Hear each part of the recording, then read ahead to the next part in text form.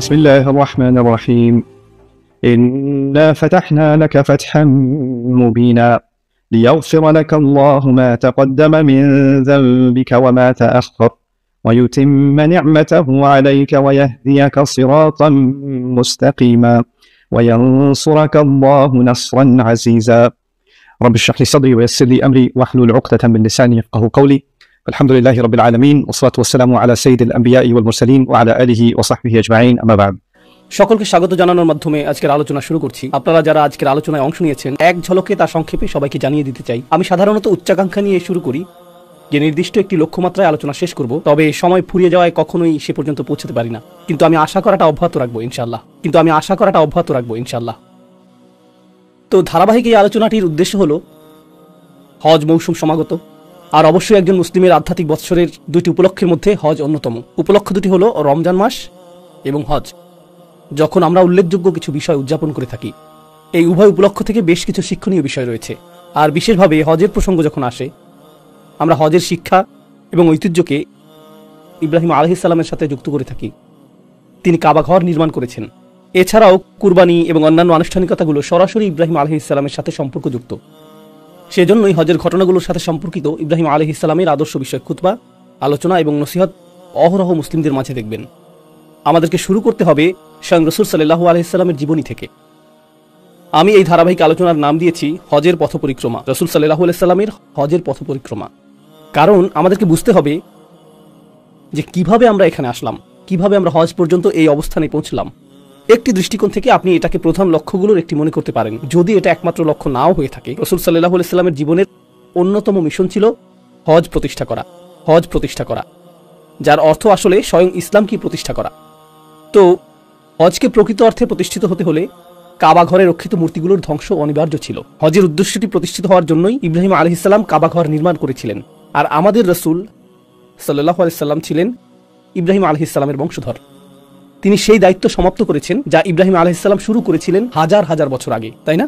এক দৃষ্টিকোণ থেকে ইব্রাহিম আলাইহিস সালামের উদ্দেশ্যটি মূলত তাঁর উদ্দেশ্য ছিল, কারণ ইব্রাহিম আলাইহিস সালাম একটি দোয়া করেছিলেন যে মানুষ যাতে পৃথিবীর সকল প্রান্ত থেকে এই ঘরে ছুটে আসে, মিন কুল্লি ফাজ্জিন আমিক, অর্থাৎ সকল বাগ এবং মোড় থেকে, প্রত্যেক রাস্তার প্রান্ত থেকে মানুষেরা এখানে আসবে। কিন্তু হাজার হাজার বছর ধরে সেটা ঘটেনি। ইব্রাহিম আলাইহিস সালাম সেই ঘরটি নির্মাণ করেছিলেন, আর এই ঘরটি কেবলমাত্র আল্লাহর উপাসনার জন্য নির্ধারিত ছিল না, হাজার হাজার বছর ধরে, সম্ভবত 4000 বছরের বেশি সময় ধরে। প্রকৃতপক্ষে আপনি যদি রাসূল সাল্লাল্লাহু আলাইহি সাল্লামের সময় জন্মগ্রহণ করতেন, আপনি এক আল্লাহর উপাসনার স্থান হিসেবে কাবাকে বিবেচনা করতে পারতেন না। আপনার কাছে এটাকে মন্দিরের মতো মনে হতো, যেখানে অনেকগুলো মূর্তি ছিল।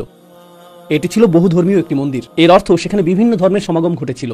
কেউ লাতে বিশ্বাস করত, কেউ মানাতে বিশ্বাস করত, কেউ উজ্জায় বিশ্বাস করত, কেউ অন্য মূর্তিতে বিশ্বাস করত। যেই সকল মূর্তিতেই তারা বিশ্বাস করত, এটা ছিল এই সবগুলো মূর্তির স্থান। তাদের কিছু একক এবং অভিন্ন আচার অনুষ্ঠান ছিল। এছাড়া ভিন্ন আরো কিছু কিছু আনুষ্ঠানিকতা তাদের প্রত্যেক দল স্বতন্ত্রভাবে পালন করত। এটা ছিল বহুমাত্রিক ধার্মিকতার সমাজ। আমেরিকাতে এমন অল্প কিছু বিমানবন্দর রয়েছে, ইংল্যান্ডেও 1-2টি বিমানবন্দর দেখেছি যেখানে বহু ধর্মীয় প্রার্থনা কক্ষ রয়েছে। সেখানে থাকে কোরআন, বাইবেল, তাওরাত, হিন্দুদের বেদ। তাকের মধ্যে এই সবগুলো ধর্মগ্রন্থ পাশাপাশি থাকে। দেয়ালগুলোতে তারা কিছুই ঝুলায় না, সেগুলো ফাঁকা থাকে। তো আপনি হয়তো নামাজ পড়ছেন, তখনই অন্য কেউ যিশুর কাছে প্রার্থনা করছে, অন্য কেউ হয়তো সেন্ট নিকোলাসের কাছে প্রার্থনা করছে, আর অন্য কেউ হয়তো তার হিন্দু দেবতাকে ডাকছে, অথবা একাধিক দেবতাকে ডাকছে। সবকিছু একই কক্ষে, একই সময়ে। কাবার অবস্থাও এরকম হয়ে গিয়েছিল, আর অনেক অনেক শতাব্দী ধরে এটা এভাবেই ছিল, রাসূল সাল্লাল্লাহু আলাইহি সাল্লামের আবির্ভাবের পূর্ব পর্যন্ত। কিন্তু আমি আসলে বিস্তারিত যে বিষয়ে কথা বলতে চাই তা হলো রাসূল সাল্লাল্লাহু আলাইহি সাল্লামের মিশনের শেষের 3 থেকে 5 বছর সময়কাল। আমরা এই অংশটিকে কাছ থেকে পর্যবেক্ষণ করব এবং নির্দিষ্ট একটি সূরাও লক্ষ্য করব যা সেই সময়ে রাসূল সাল্লাল্লাহু আলাইহি সাল্লামের উদ্দেশ্যের প্রতি গুরুত্বারোপ করেছে। আমি শুরু করতে চাই সেই প্রেক্ষাপটটি নিয়ে, যেই অবস্থায় রাসূল সাল্লাল্লাহু আলাইহি সাল্লামের উপর ওহী নাজিল হয়েছিল। আমরা সকলে জানি যে 40 বছর বয়সে তার উপর ওহী নাজিল হয়, আর প্রাথমিক মাক্কি যুগে তিনি কুরাইশদের মাঝে এই বাণী প্রচার করেছেন। আর এখানে একটা বিষয় যা অনেকেরই অজানা, তা হলো সাধারণ মানুষেরা রাসূল সাল্লাল্লাহু আলাইহি সাল্লামের মূল প্রতিপক্ষ ছিল না।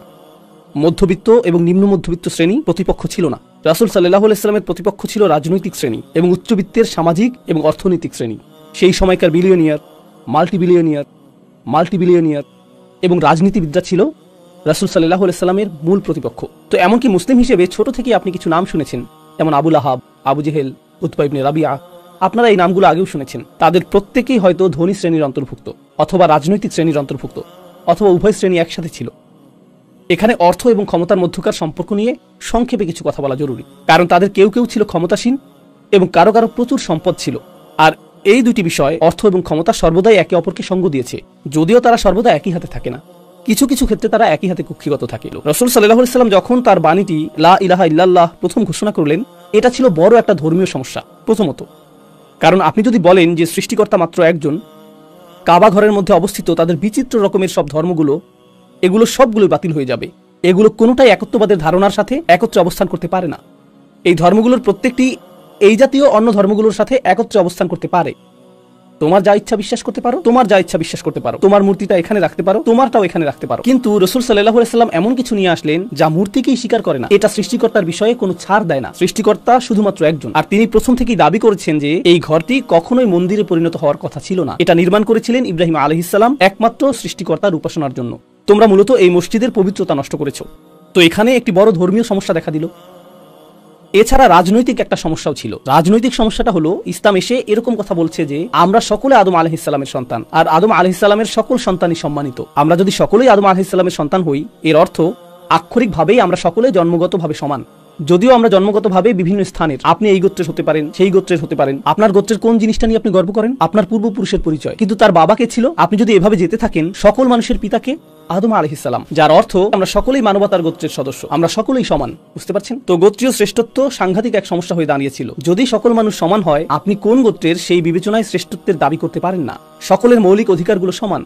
তো এটা ছিল আরেকটা সমস্যা। এখন কুরাইশরা আর শ্রেষ্ঠত্বের দাবি করতে পারবে না, এমনকি তাদের নিজেদের ভিতরেও শ্রেণী বিভাগ ছিল। এখন তারা আর এটা চর্চা করতে পারবে না। অন্য আরো সমস্যাও ছিল। কোরআন অগ্রসর হওয়ার সাথে সাথে এই সমস্যাগুলো উদ্ভূত হতে শুরু করলো। উদাহরণস্বরূপ আল্লাহ বলছেন, فذلك الذي يدعو اليتيم ولا يحض على طعام المسكين। প্রাথমিক এই ওহী বলছে এমন ব্যক্তি সম্পর্কে যে এতিমকে ধাক্কা দেয় এবং দরিদ্রকে আহার করায় না। এখানে দরিদ্রকে উদ্দেশ্য করে বলা হচ্ছে না, এখানে বলা হচ্ছে ধনীদের উদ্দেশ্যে। এখানে সেই ধনীদের উদ্দেশ্যে বলা হচ্ছে যারা এতিমদেরকে ধাক্কা দেয়, যারা সমাজের দরিদ্র শ্রেণীকে বঞ্চিত করে, যারা ব্যবসায় মানুষকে প্রতারিত করে। আল মুতাফফিফিন।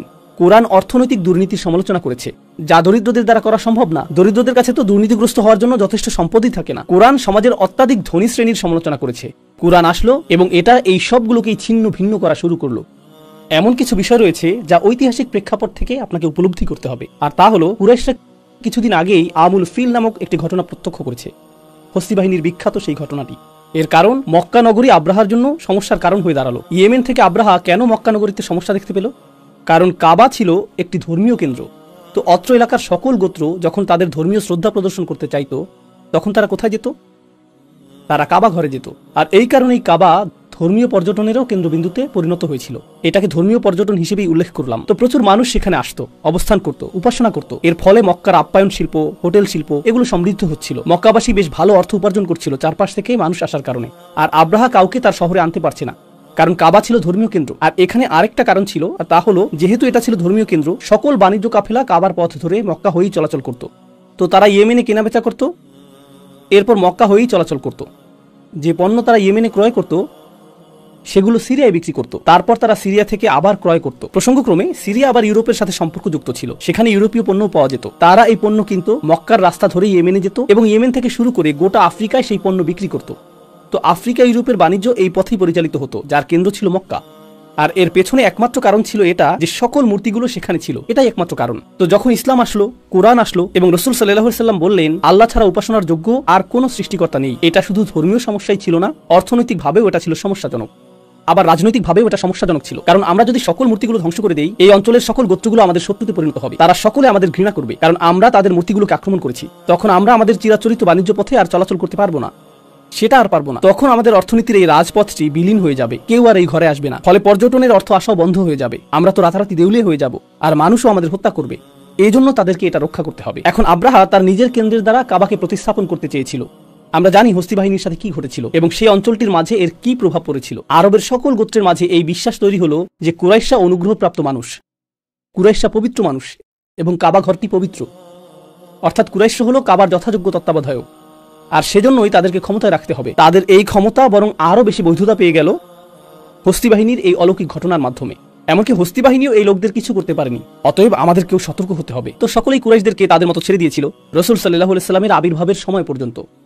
তো যখন এই আদর্শিক সংঘাতের সূচনা হলো, অবশেষে এটা এমন অবস্থায় উপনীত হয় সেখানে রাসূল সাল্লাল্লাহু আলাইহি সাল্লাম প্রায় হত্যার শিকার হয়েছিলেন এবং তাকে নির্বাসিত করা হয়েছিল, তাকে তায়েফে চলে যেতে হয়েছিল, এমনকি তারও আগে তাকে শিয়াবে আবু তালিবে নির্বাসিত করা হয়েছিল। আর যখন তার জীবনের উপর চূড়ান্ত আঘাতের পরিকল্পনা হলো তখন তাকে গোপনে মদিনায় হিজরত করতে হয়েছিল, যেখানে কিছু মুসলিম আগেই হিজরত করে চলে গিয়েছিলেন, তাই না? তো এখন রাসূল সাল্লাল্লাহু আলাইহি সাল্লাম মদিনায় রয়েছেন, আর প্রথম বছরের মধ্যেই কুরাইশরা বুঝতে পারলো যে এটা বৃহত্তর সমস্যা তৈরি করবে, কারণ আমরা এই সমস্যাটিকে আটকাতে পারিনি। এখন সে যেহেতু মদিনায় রয়েছে, সে হয়তো স্বাচ্ছন্দ্যে তার কার্য পরিচালনা করতে পারবে, অন্য গোত্রগুলো হয়তো মুসলিম হওয়া শুরু করবে। তো কুরাইশরা নিশ্চিত ছিল না যে আমরা কি এই নবীর বিরুদ্ধে, মুহাম্মাদের বিরুদ্ধে যুদ্ধ করব, তাকে এবং তার অনুসারীদেরকে হত্যা করব, মদিনা পর্যন্ত গিয়ে তাদেরকে হত্যা করব, অথবা তারা তো আর আমাদের জন্য সমস্যাজনক না, কারণ তারা দূরে চলে গিয়েছে, এটা এখন অন্য মানুষদের সমস্যা, আমাদের এটা নিয়ে চিন্তিত হওয়ার প্রয়োজন নেই। তো মক্কাবাসীদের দুই ধরনের মতামত ছিল, আমরা কি তাদের পেছনে তাড়া করব নাকি আমরা তাদেরকে ছেড়ে দেব। আর তারা যদি ক্ষমতাশালী হয়েও যায় সেটাও ভালো, কারণ তারা তো আমাদেরই আত্মীয় স্বজন, সেক্ষেত্রে আমাদের নিজের লোকেরাই ক্ষমতাশালী হয়ে উঠবে। তো তখনকার সময়ের মক্কার দুই রাজনৈতিক দলের মাঝে এই বিতর্ক চলছিল। আর এই বিতর্ক চলাকালীন অবস্থায় কুরাইশরা যা করছিল, তারা স্বাভাবিক নিয়মেই বাণিজ্য পরিচালনা করছিল, তাদের সেই বাণিজ্য কাফেলা চলমান ছিল। আর রাসূল সাল্লাল্লাহু আলাইহি সাল্লাম যখন সকল মুসলিমদের নিয়ে ছোট একটি জোট গঠন করলেন, তিনি আদেশ দিলেন যে এই বাণিজ্য কাফেলাগুলোকে আক্রমণ করা শুরু করতে হবে। তো তাদের বাণিজ্য আক্রান্ত হতে শুরু করলো, যেটা সম্পূর্ণরূপে ন্যায়সঙ্গত, কারণ তোমরা তাদেরকে ঘর থেকে বিতাড়িত করেছো এবং তাদের সম্পদ চুরি করেছো, তারা তাদের সম্পদ ফেরত পাওয়ার জন্য তোমাদের আক্রমণ করছে। তো রাসূল সাল্লাল্লাহু আলাইহি সাল্লাম এখন মক্কার অর্থনীতির প্রাণসত্তাকে আক্রমণ করলেন।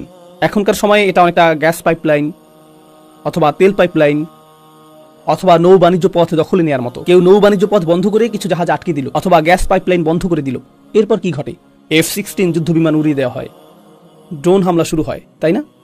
এটা যুদ্ধ, এটা যুদ্ধ ঘোষণা। তারা তখনও বিতর্কে লিপ্ত ছিল, আমরা কি মুহাম্মাদের পেছনে তাড়া করব নাকি করব না। যখন তারা জানতে পারলো যে কয়েকটি বাণিজ্য কাফেলা আক্রান্ত হয়েছে, আমরা তো এটা মেনে নিতে পারি না, এই হুমকি দূর করতে হবে। তো এখন তাদের মধ্যে যারা ছিল আক্রমণাত্মক, তারা এই বিতর্কে জয়ী হয়ে গেল যে মুসলিমদের আক্রমণ করা আমাদের উচিত হবে কিনা। তাই তারা মুসলিমদের আক্রমণ করতে এগিয়ে আসলো, যা বদরের যুদ্ধের সূচনা করলো। তো অত্যন্ত দ্রুততার সাথে এটা ঘটলো, অত্যন্ত দ্রুততার সাথে এটা ঘটে গেল। আপনারা ঘটনাটা জানেন, আমি বদরের যুদ্ধের পুঙ্খানুপুঙ্খ বিবরণ দিব না, কিন্তু মুসলিমগণ তাদেরকে বদর যুদ্ধে বেশ অপমানজনক পরাজয় প্রদান করেছিল। আর সেই পরাজয়ের ফলে কুরাইশরা এখন দুটি সমস্যার সম্মুখীন হলো। এক, গোটা অঞ্চলে ছড়িয়ে গেল যে তারা পরাজিত হয়েছে, হস্তি বাহিনীও একসময় তাদেরকে পরাজিত করতে পারেনি, আর এখন তারা কতিপয় লোকের কাছে পরাজিত হলো, যাদেরকে তারা বলতো আরাযিলুনা বাদিয়ার রাই, হীন, অধম, গৃহহীন লোকেরা, অপরাধী, দাস, দুর্বল ও নির্বোধ লোকেরা। আর এদের কাছেই তারা পরাজিত হলো। তাদের জন্য এটা ছিল বেশ খারাপ। এর উপরে আরবদের একটা রীতি ছিল, যে আমার মনে হয় না যে কোথাও এখন আর বর্তমান রয়েছে, তাদের নারীরা তাদেরকে প্রচুর অপমানিত করত। অবশ্যই আপনারা এর সাথে পরিচিত নন। তো পরাজিত হয়ে তারা বাড়ি আসলো, আর ও কি ধরনের পুরুষ তুমি যে পরাজিত হয়ে এসেছো, তোমার তো আমাদের মতো চুরি পরে ঘরে বসে থাকাই ভালো ছিল, নারীদের সাথে তোমাদের কি পার্থক্য। সেই যুগে নারীরা তীক্ষ্ণ ভাষার অধিকারী ছিল, আর তারা জানতো যে আপনার আত্মসম্মানে আঘাত করতে ঠিক কোন কথাটা বলতে হবে। তাই গৃহে প্রবেশ করে তারা তীব্র তিরস্কারের শিকার হয়েছিল, আর তারা প্রতিশোধ স্পৃহায় দগ্ধ হচ্ছিল। এটা আসলেই খারাপ। বদরের পরাজয়ের পরে তারা প্রফুল্ল চিত্তে বাড়ি ফিরেনি, তারা ক্রোধান্বিত অবস্থায় বাড়ি ফিরেছিল। আর তাদের মধ্যে এখন আর ভীতি কাজ করছে না, বরং তাদের মধ্যে প্রতিশোধ স্পৃহা কাজ করছিল। তো পরের বার তারা 1000 সৈন্য নিয়ে আসেনি, তারা এসেছিল 3 থেকে 4000 সৈন্য নিয়ে, রাইট? আর তারা তাদের নারীদেরকে যুদ্ধক্ষেত্রে নিয়ে এসেছিল। ওহুদের যুদ্ধে তারা তাদের নারীদেরকে নিয়ে এসেছিল, কারণ তারা মনে করেছিল আমরা যদি ভীত হয়ে পড়ি এবং পালিয়ে যাবার চেষ্টা করি, পেছন থেকে নারীরা আমাদের তিরস্কার করবে, কিভাবে তোমরা পালাতে পারছো, তাই না? আর যদি তারা পালিয়েও যায়, নারীরা তো অত দ্রুত পালাতে পারবে না। মুসলিমগণ তখন তাদের নারীদেরকে গ্রহণ করবেন, যা তাদের পুরুষত্বকে প্রশ্নবিদ্ধ করবে। প্রকৃত পুরুষ মানুষ হিসেবে আমরা ভীত নই, আমরা আমাদের নারীদেরকে সাথে নিয়ে আসবো। তো তারা তাদের নারীদেরকে নিয়ে আসলো, যারা পেছন থেকে নাচ গান করে উৎসাহ যোগাচ্ছিল। এটাই ওহুদে তাদের সেনাবাহিনী, যারা আক্রমণ করতে এসেছিল। আমি ওহুদের পুঙ্খানুপুঙ্খ বিবরণ দিব না, তবে একটি বিষয় আপনাদের জানা উচিত, মুসলিমরা বেশ ভালোভাবে তাদের কোণঠাসা করে ফেলেছিল, তাদেরকে বেশ ভালোভাবে শায়েস্তা করা হয়েছিল। খেলায় দুর্বল প্রতিপক্ষ যেভাবে ধরাশায়ী হয়, যুদ্ধের ময়দানেও তাদের অবস্থা ঠিক সেরকম হয়ে গিয়েছিল। তো যখন সেটা ঘটছিল, কুরাইশরা আশ্রয়ের জন্য পাহাড়গুলোতে ছুটে যাচ্ছিল, কিন্তু পেছনে কারা ছিল? তাদের নারীরা। তারা তাদের বর্মগুলো ফেলে যাচ্ছিল, কারণ বর্মসহ তারা দ্রুত পালাতে পারছিল না। তো তাদের বর্মগুলো ফেলে যাচ্ছিল, কারণ সেগুলো ছিল বেশ ভারী, আর তারা পাহাড়ের দিকে পালিয়ে যাচ্ছিল। নারীরা সেখানেই দাঁড়িয়েছিল, আর তারা নারীদের পাশ দিয়ে পালাচ্ছিল, নারীদের ছাড়াই তারা পাহাড়ের দিকে ছুটে যাচ্ছিল। আর নারীদের অবস্থা ছিল, আমাদের জন্য অপেক্ষা করো, নারীরা তো পুরুষদের মতো দ্রুত পালাতে পারে না, তাই তারা পেছনে পেছনে পালাতে লাগলো। আর সাহাবীগণ উল্লেখ করছেন, যখন আমরা তাদের পিছু ধাওয়া করছিলাম, আমরা নারীদের পায়ের গোড়ালির পেছনের অংশ দেখতে পেলাম, যারা পোশাক উপরে তুলে ধরে পালাচ্ছিল পাহাড়ের উদ্দেশ্যে। এটা ছিল ওহুদের প্রথমার্ধ। তারপরে ঘটনা তো আপনারা জানেন, মুসলিম তীরন্দাজগণ যখন বর্ম এবং তলোয়ারগুলো মাটিতে পড়ে থাকতে দেখলেন, তাদের অনেকেই নিজেদের অবস্থান ত্যাগ করলেন। আর খালিদ ইবনে ওয়ালিদ তখনও মুসলিম হননি, তিনি ঘুরে এসে পিছন দিক থেকে তাদের উপর আক্রমণ করলেন। আর সেই অবস্থায় রাসূল সাল্লাল্লাহু আলাইহি সাল্লাম প্রায় নিহত হওয়ার উপক্রম হয়েছিলেন, তার মুখমণ্ডলের 3টি স্থানে আঘাতপ্রাপ্ত হয়েছিলেন, তিনি জ্ঞান হারিয়ে ফেলেছিলেন। সেদিন তার জীবনের উপর একাধিক আঘাত এসেছিল। আর এটা ছিল কুরাইশদের জন্য তথাকথিত প্রথম বিজয়। এটা ছিল তথাকথিত বিজয়। আর যুদ্ধের পরে তারা আজে বাজে অনেক কথা বলেছিল, লানা আল-উজ্জা ওয়া লা উজ্জা লাকুম, আমাদের উজ্জা দেবী রয়েছে। প্রসঙ্গক্রমে উজ্জা শব্দটি আল আযু এর স্ত্রীবাচক শব্দ, যা এসেছে আজিজ থেকে। আল্লাহর নাম হলো আল আজিজ, আল আযু হলো যার শক্তি সবচেয়ে বেশি, আল উজ্জা অর্থ সেই কল্পিত দেবী যার শক্তি সবচেয়ে বেশি। লানা আল-উজ্জা ওয়া লা উজ্জা লাকুম। আর আল্লাহ কোরআনে একটি আয়াতের দ্বারা এর জবাব দিয়েছিলেন, ذلك بأن الله مولى الذين آمنوا وأن الكافرين لا مولى لهم। আল্লাহ ইমানদারদের মাওলা আর কাফিরদের কোনো মাওলা নেই। যাই হোক, এরপর তারা চলে গেল। সেদিন তারা হামজা রাদিয়াল্লাহু তাআলা আনহুর দেহ বিকৃত করেছিল। 70 জন অত্যন্ত গুরুত্বপূর্ণ সাহাবীকে হত্যা করা হয়েছিল। আপনাকে এখানে মূল বিষয়টি বুঝতে হবে, যেদিকে আমরা আলোচনাকে নিয়ে যেতে চাই। আর তা হলো যুদ্ধের বেশিরভাগ অর্থায়ন, যুদ্ধ করার জন্য আপনার যা অর্থ প্রয়োজন, যুদ্ধের বেশিরভাগ অর্থই আসছিল আনসারদের কাছ থেকে। আনসার কারা তা তো আপনারা জানেন, সাহায্যকারী মদিনার স্থানীয় সাহাবীগণ। মক্কাবাসী মুহাজিরগণ এক প্রকার খালি হাতে এসেছিলেন, তারা তো সম্পদ নিয়ে আসেননি। তাই বেশিরভাগ অর্থ এবং বেশিরভাগ লোকবল এসেছিল আনসারদের কাছ থেকে। ওহুদে যখন আনসারদের মধ্য থেকে বেশ বড় সংখ্যক সাহাবী শহীদ হলেন, নিহত হওয়া প্রত্যেক ব্যক্তিই ছিলেন কোনো না কোনো পরিবারের প্রধান। আর প্রত্যেক পরিবারের প্রধানই ছিলেন তার পরিবারের জন্য আয়ের প্রধান উৎস, এবং আয়ের প্রধান উৎস সেই মুহাজিরদের জন্য যাদেরকে তারা আশ্রয় দিয়েছিলেন। তো উপার্জনকারী এবং অর্থ সংস্থানকারী 70 জন মানুষ হঠাৎ করেই মারা গেলেন। তারা মারা গেলেন। আর পরিত্যক্ত বর্ম এবং তরবারিগুলো যা তারা রেখে গিয়েছিলেন, প্রতিটি বর্ম এবং প্রতিটি তরবারির মূল্য ছিল এ যুগে আপনার জন্য একটি বাড়ি ক্রয় করার মতো। অন্য কথায়, আপনার আজীবনের সঞ্চয় একটি বর্মের জন্য ব্যয়িত হতো, আপনার আজীবনের সঞ্চয় কয়েকটি তরবারির জন্য ব্যয়িত হতো। তো কুরাইশরা যখন মুসলিমদের বর্ম এবং তরবারিগুলো নিয়ে গেল, মুসলিমগণ ব্যাপক পরিমাণে সম্পদ হারালেন এবং তারা তাদের অর্থ সংস্থানকারীদের হারালেন একই সাথে। এটা ইতিমধ্যেই ছিল দারিদ্র্যপীড়িত একটি সমাজ। ويؤثرون على أنفسهم ولو كان بهم خصاصة। কুরআন আমাদেরকে বলছে যে আনসারগণ, মদিনার স্থানীয় সাহাবীগণ, তারা মুহাজিরদেরকে নিজেদের উপরেও প্রাধান্য দিচ্ছিলেন, যদিও তারা নিজেরাই অনাহারে থাকতেন। উপরন্তু এখন অর্থ সংস্থান বন্ধ হয়ে গেল। তো মুসলিমদের অবস্থা এখন আরো শোচনীয় হয়ে পড়ল। তারা গভীরভাবে আঘাতপ্রাপ্ত। من بعد ما أصابهم القرح। আল্লাহ এভাবে বর্ণনা করেছেন, এমনকি গভীর আঘাত যখন তাদেরকে আহত করলো। আরবিতে করহ হলো যখন একটি তীর আপনার চামড়া ভেদ করে হাড়ের মধ্যে প্রবেশ করে, মাংস ভেদ করে হাড়ে প্রবেশ করে, এটাকেই বলা হয় কর। যে কোনো জখমকে সাধারণভাবে বলা হয় জার অথবা জুর, কিন্তু গভীর জখম যা হাড় ভেদ করে তাকে বলা হয় কর। আল্লাহ কর শব্দটি ব্যবহার করেছেন ওহুদে যা ঘটেছিল তা বর্ণনা করার জন্য। তো এটা ঘটেছিল ওহুদে। এখন মুসলিমগণ আহত। যেহেতু মুসলিমগণ আহত হলেন, কুরাইশরা ফিরে গেল। তারা ভালো বোধ করছে, কিন্তু তারা নিজেদের নির্বুদ্ধিতা উপলব্ধি করলো। তারা বলল, আরে ভাই, আমাদের তো উচিত ছিল তাদেরকে শেষ করে দেয়া। মুসলিমরা শক্তিহীন হয়ে পড়েছিল, ইসলামকে আমরা একেবারে নিঃশেষ করে দিতে পারতাম। জানি না তখন কি হয়েছিল আমাদের। তারা কিন্তু শেষে আতঙ্কিত হয়ে পড়েছিল এবং দ্রুত প্রস্থান করছিল। কিন্তু এখন তারা প্রশ্ন করতে শুরু করলো, আরে ভাই, আমরা এই সমস্যাটাকে সমূলে শেষ করে দিতে পারতাম। আমরা একা তাদের বিরুদ্ধে যুদ্ধ করব না। কারণ মক্কার প্রেক্ষাপট বিবেচনায়, কুরাইশদের দৃষ্টিকোণ বিবেচনায় তারা ছিল সৌভাগ্যবান। তারা ওহুদেও পরাজয়ের দ্বারপ্রান্তে ছিল। মুসলিমগণ শুধুমাত্র কৌশলগত একটি ভুল করেছিলেন, অন্যথায় এই যুদ্ধেও কাফেররা পরাজিত হয়েছিল। পুনরায় তারা একা রাসূল সাল্লাল্লাহু আলাইহি সাল্লামের মুখোমুখি হবার ঝুঁকি নিবে না। তো তারা কি করলো? তারা সেই অঞ্চলের আহবাস এবং বিভিন্ন গোত্রের সাথে আলোচনা শুরু করলো এবং বলল, দেখো, ইসলাম আমাদের জন্য সমস্যাজনক। আমরা ইতিমধ্যেই এই লোকদের সাথে 2 বার যুদ্ধে জড়িয়েছি, মুহাম্মদ এবং তার অনুসারীদের সাথে। আমরা সাল্লাল্লাহু আলাইহি সাল্লাম বলি, তারা বলে না। তো সে এবং তার অনুসারীরা আমাদের জন্য সমস্যা হয়ে দাঁড়িয়েছে। কিন্তু তারা শুধুমাত্র আমাদের সমস্যা হয়েই থাকবে না, তারা তোমাদের জন্য সমস্যাজনক হয়ে দাঁড়াবে। তো তোমরা যদি চাও, আমরা সকলেই হাত মিলাবো এবং সকলে একসাথে এই সমস্যাকে শেষ করে দিব। আমরা আমাদের ব্যাপক সংখ্যা দিয়েই তাদেরকে পরাজিত করে দিব। আমরা সম্মিলিত জোট তৈরি করব, কাফেরদের জাতিসংঘ বানাবো, And we'll get up. আর আমরা যাব এবং তাদের একসাথে চূড়ান্ত আঘাত করব, কারণ তারা সংখ্যায় আমাদের চেয়ে কম। আর প্রসঙ্গক্রমে সম্মিলিত আক্রমণের পেছনে তারা যে কারণ দেখিয়েছিল তা হলো, এরা তোমাদের জন্য পরবর্তীতে সমস্যাজনক হয়ে দাঁড়াবে। অন্য আরেকটি কারণ তারা দেখিয়েছিল, তা হলো, দেখো, আমরা তাদের সাথে 2 বার যুদ্ধ করেছি, যুদ্ধক্ষেত্রে যাওয়াটা উত্তম সিদ্ধান্ত হবে না, বরং তাদের শহরটিকে আমরা আক্রমণ করব। কোন শহরের কথা তারা বলছে? মদিনা। যখন আপনি কোনো শহরে সামরিক অভিযান চালান, এটা যুদ্ধক্ষেত্রে পরিচালিত সামরিক অভিযানের তুলনায় সম্পূর্ণ ভিন্ন। যুদ্ধক্ষেত্রে উভয় পক্ষে কে মারা যায়? সৈনিকরা। শহরের ক্ষেত্রে কে মারা যাবে? নারী, পুরুষ, শিশু, নিরীহ জনগণ, সম্পদের ক্ষতি। এটা হবে একটা গণহত্যা। গণহত্যা করতে তাদের কোনো সমস্যা নেই। তাদের বক্তব্য এরকম, চলো মদিনায় যাই এবং প্রতিটি নারী, পুরুষ এবং শিশুকে হত্যা করি। আসো তাদের সবকিছু শেষ করে দেই, আর তারপর গোটা শহরটি আমাদের যুদ্ধলব্ধ সম্পদে পরিণত হবে। এই সম্পদ আমরা সকলে ভাগাভাগি করে নিব। মুসলিমরা কিন্তু ইতিমধ্যেই আহত, তাদের আত্মরক্ষার সামর্থ্য ক্ষীণ, তাদের অনেক অস্ত্রশস্ত্র আমাদের হাতেই রয়েছে। এটাই আক্রমণের মোক্ষম সময়।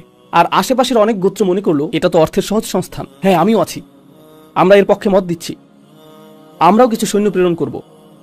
তারা তাদের জনগণকে বুঝ দিয়েছিল। জানেন তারা কি বলে বুঝ দিয়েছিল? আমরা আমাদের চিরাচরিত জীবনধারাকে সংরক্ষণের চেষ্টা করছি, কারণ মুহাম্মদ হলো আমাদের জীবনধারার জন্য হুমকি স্বরূপ। আমরা আরব উপদ্বীপে স্বাধীনতাকে রক্ষা করার চেষ্টা করছি, আমরা বহু ঈশ্বরের এই গণতন্ত্রকে রক্ষা করার চেষ্টা করছি। এটাই তাদের জনগণকে বলেছিল। কিন্তু তাদের গোপন বৈঠকে আক্রমণটা কিসের জন্য ছিল? শুরু থেকে শেষ পর্যন্ত অর্থ সম্পদ, এটাই তাদের উদ্দেশ্য, এটাই একমাত্র প্রাপ্তি, তাই না? তারা বড় ধরনের একটা আক্রমণের জন্য প্রস্তুত হচ্ছিল। একাধিক গোত্রের সমন্বয়ে গঠিত। প্রতিটি গোত্রকে আপনি বলতে পারেন এক একটি দল। আরবিতে দল বোঝাতে হিজব শব্দটি ব্যবহৃত হয়, আর তাদের সমষ্টিকে বলা হয় আহজাব। তো সেই সমষ্টি যারা একত্রিত হয়েছিল, যারা সকল মুসলিমদেরকে হত্যা করার জন্য একত্রিত হয়ে মদিনায় আক্রমণ করতে এসেছিল, সেটাই ছিল আহজাবের যুদ্ধ। আর এর উপর মন্তব্য করে নাজিল হয়েছিল সূরা আহজাব। কুরআনের 33 নম্বর এই সূরাটি এই পরিস্থিতি নিয়ে মন্তব্য করেছে। আমি আপনাদেরকে সংক্ষিপ্ত কিছু পয়েন্ট বলবো। এই পরিস্থিতিতে কি ঘটেছিল? প্রথমত, কিছু বর্ণনা অনুযায়ী তারা এবার 10,000 সৈন্য নিয়ে আসলো। তো 10,000 সৈন্য আসছে। আপনারা জানেন যে সালমান আল ফারিসির পরামর্শ ছিল একটি পরীক্ষা খনন করা, যা তাদের সহজে প্রবেশ করাকে বাধাগ্রস্ত করবে, কারণ মদিনা প্রাকৃতিকভাবেই পেছন দিক থেকে এবং দুপাশ থেকে পর্বত দ্বারা সুরক্ষিত। তো সামনের দিক থেকেই পরীক্ষা খনন করতে হবে, আর এই পরীক্ষা খনন করতে হবে 6 দিনে। 6 দিনে। তো গোটা শহরটি রাসূল সাল্লাল্লাহু আলাইহি সাল্লামের নির্দেশনা অনুযায়ী এই খনন কাজে ব্যস্ত ছিল। তো এটা ঘটল। এটা ছিল 5ম হিজরির শাওয়াল মাস। আর আল্লাহ কোরআনে এই ব্যাপারে উল্লেখ করেছেন, ইয়া আইয়ুহাল্লাযীনা আমানু উযকুরু নি'মাতাল্লাহি আলাইকুম, হে ঈমানদারগণ, তোমাদের উপর আল্লাহর অনুগ্রহের কথা স্মরণ করো। ইয জাআতকুম জুনুদ, যখন বাহিনীগুলো তোমাদেরকে আক্রমণ করতে এসেছিল, একটি বাহিনী না, বরং জুনুদুন, ফাআরসালনা আলাইহিম রিহান ওয়া জুনুদান লাম তারাউহা। তো এরকমটা ঘটেছিল প্রাচীনকালে। যখন আপনি কোনো দুর্গ অথবা সুরক্ষিত শহর আক্রমণের চেষ্টা করতেন, আপনি শহরের চারপাশে অবরোধ তৈরি করতেন, আপনি সরাসরি আক্রমণের চেষ্টা করতেন না, কারণ তারা সুরক্ষিত। তখন কি করবে? এক সময় দুর্গের ভিতর খাদ্য সংকট দেখা দিবে, তাদের উপায় উপকরণ সংকট দেখা দিবে, তারা অনাহারে থাকতে শুরু করবে এবং আত্মসমর্পণ করবে। তো আপনি শুধু বাইরে থেকে অপেক্ষা করেন যাতে তারা খাদ্য সংকটে পড়ে, আর তারপর তারা আত্মসমর্পণ করবে। এভাবেই অতীতকালে দুর্গ অথবা সুরক্ষিত শহর জয় হতো। তো কুরাইশরা চিন্তা করছিল, আমরা শুধু শহরের বাইরে অপেক্ষা করব। এটা ঠিক যে আমরা পরীক্ষা অতিক্রম করতে পারছি না, আমরা চেষ্টা করেছি, আমাদের শুধু অপেক্ষা করতে হবে। এক সময় তাদের খাদ্য এবং পানীয়ের যোগান নিঃশেষ হয়ে যাবে, আগে অথবা পরে তাদেরকে বেরিয়ে আসতেই হবে, আর যখন তারা বের হবে আমরা তাদেরকে ধরে ফেলবো। তো তারা অপেক্ষা করছিল। কিন্তু সেখানে কি শুধুই কুরাইশরা ছিল? তারা অনেকগুলো গোত্র সাথে করে নিয়ে এসেছিল, তাই না? এই গোত্রগুলো সবাই প্রচুর অর্থ ব্যয় করেছে এখানে এসে সেনা ছাউনি স্থাপনের জন্য। সেনা ছাউনি স্থাপন করাটা ব্যয়বহুল।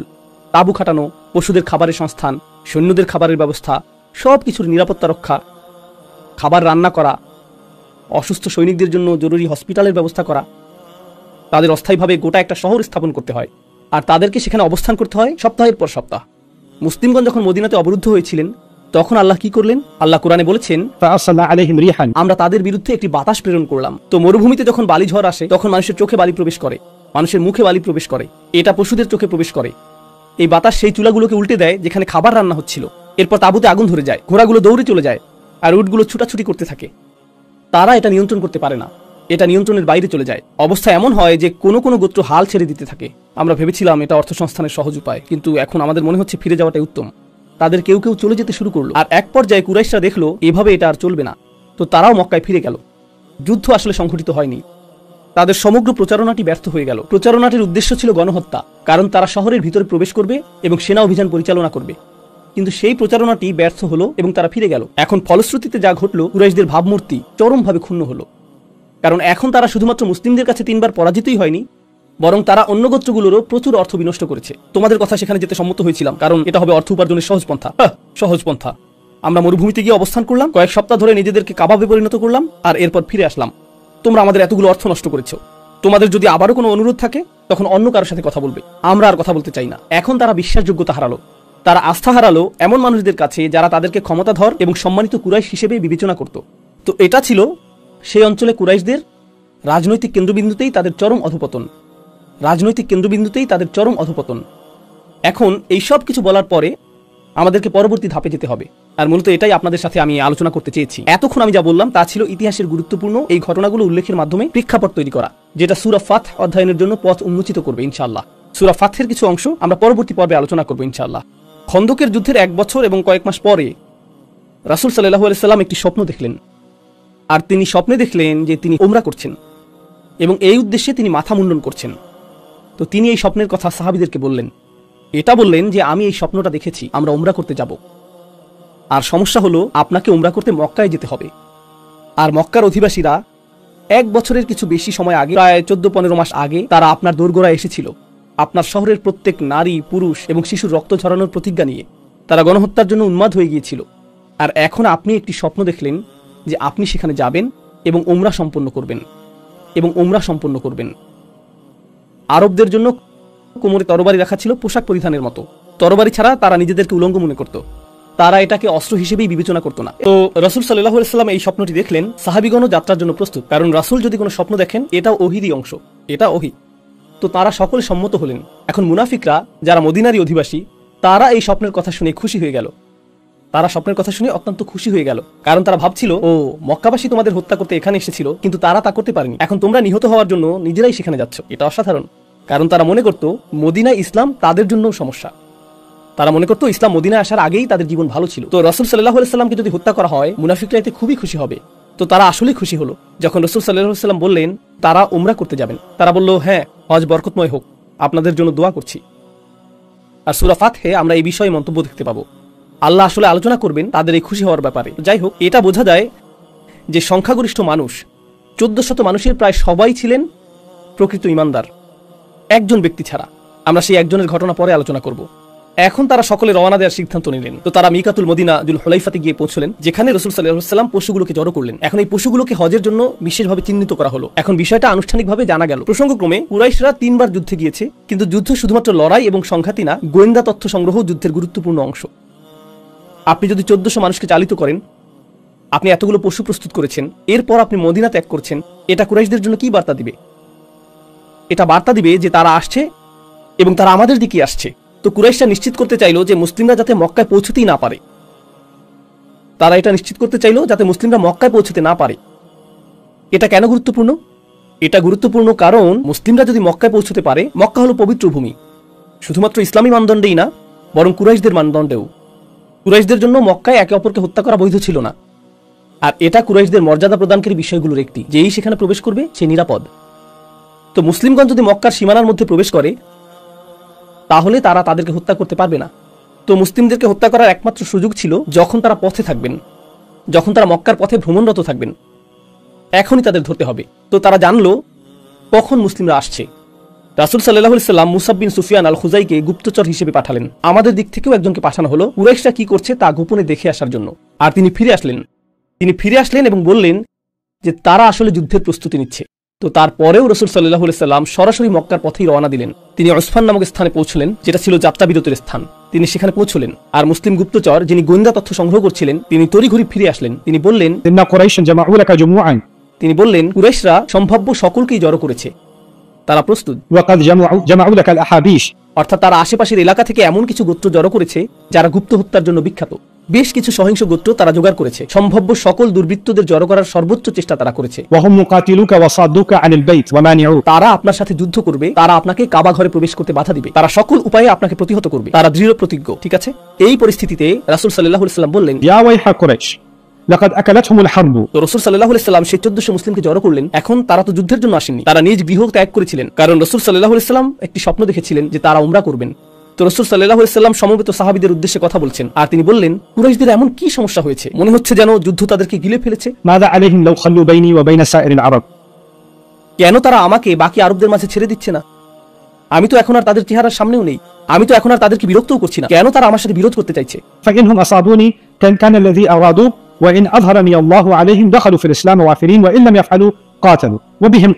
তিনি বলছেন, যদি বাকি আরবরা আমাকে পরাজিত করে তাহলে তো তাদের আকাঙ্ক্ষাই পূরণ হবে, আর যদি আল্লাহ অন্যদের বিপরীতে আমাকে বিজয়ী করেন তখন তো কুরাইশরা যুদ্ধ ছাড়াই সহজে ইসলামে প্রবেশ করতে পারবে। কেন তারা যুদ্ধের প্রতি এত আগ্রহী? فما تظن قريش فوالله لا أزال أجاهد على الذي بعثني الله به حتى يظهره الله أو تنفرد هذه السالفة। তিনি বলেছেন, আমি আল্লাহর শপথ করে বলছি, আল্লাহ আমাকে যে মিশন দিয়ে প্রেরণ করেছেন এর জন্য আমি সংগ্রাম করে যেতে থাকবো, যতক্ষণ পর্যন্ত না আল্লাহ হয় আমাকে বিজয় দান করবেন, না হয় এটা বিচ্ছিন্ন হয়ে যাবে। تنفرد هذه السالفة। এটাই রাসূল সাল্লাল্লাহু আলাইহি ওয়াসাল্লাম বলেছিলেন। তিনি মূলত তার সাহাবীদের উদ্দেশ্যে এই ঘোষণা প্রদান করছেন যে যদিও আমি বলেছিলাম যে তোমরা উমরা পালন করতেই যাচ্ছ, কিন্তু তোমাদের নেতা হিসেবে আমি এখন জীবন দিতে প্রস্তুত। আমি সেখানে যাবই, কারণ আল্লাহ আমাকে এই মিশন প্রদান করেছেন। আমি থামবো না। তারা যদি আমাকে হত্যা করতে চায় এটা তাদের ব্যাপার, আল্লাহ তাদের ব্যবস্থা করবেন, কিন্তু যতক্ষণ আমার ঘাড় আমার মাথার সাথে রয়েছে আমি পথ চলা অব্যাহত রাখবো। এটাই নেতা হিসেবে তিনি তাদেরকে বললেন। সাহাবীদেরকে এই বাণীটি কি বার্তা দিল? আশিরু আইয়ুহান নাস আলাইয়া। তারপর তিনি তাদেরকে বললেন, তোমরা আমাকে বলো, আমি তোমাদের কাছে শুনতে চাই। আতারাউনা আন আমিলা ইলা আয়ালিহিম ওয়া যারারি হাউলা আল্লাযিনা ইউরিদুনা আন ইয়াসুদ্দুনা আনিল বাইত মক্কার আশেপাশে তাদের প্রতিবেশী কিছু গোত্র ছিল যাদেরকে কুরাইশরা পাঠাচ্ছিল মুসলিমদের আক্রমণ করার জন্য। এটা অনেকটা এরকম, মাঝখানে প্রধান একটি শহর থাকে আর এর বাইরে চারপাশেও ছোট ছোট শহর থাকে। তো ছোট ছোট এই শহরগুলোর অধিবাসীরাই এসে আক্রমণ করবে। রাসূল সাল্লাল্লাহু আলাইহি ওয়াসাল্লাম বলছেন, তোমাদের কি অভিমত? আমরা কি ছোট এই শহরগুলো আক্রমণ করব? কারণ তারা আমাদেরকে আক্রমণ করতে আসছে, তাই আমরা প্রতিরক্ষার স্বার্থে তাদেরকে প্রথমে আক্রমণ করতে পারি, আর এভাবে আমরা কুরাইশদের সহায়তা পাওয়ার উৎসগুলোকে শেষ করে দিতে পারবো। তখন কুরাইশরা একা হয়ে পড়বে। আমরা কি এটা করতে পারি?